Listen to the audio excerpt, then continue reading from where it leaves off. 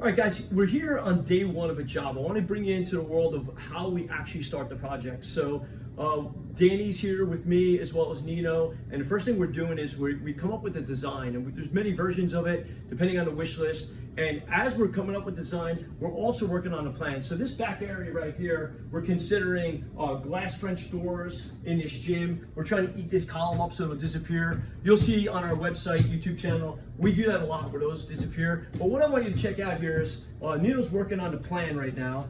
And you can see right here that gym that we're talking about is right there.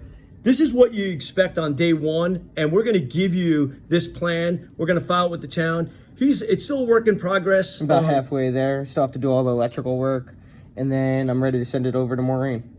Yeah, so this is a good start. It's really cool to get the plan, but the most important thing is what we call like the living layout. The design of your basement down here right now is actually something even better in these plans because you can physically walk through it, see the space, see if it's going to work. We can measure. We can even go as far as cutting cardboard cutouts. Like this area is going to have a pool table. So the visual of physically being in the space, there's nothing like it. So that's step one.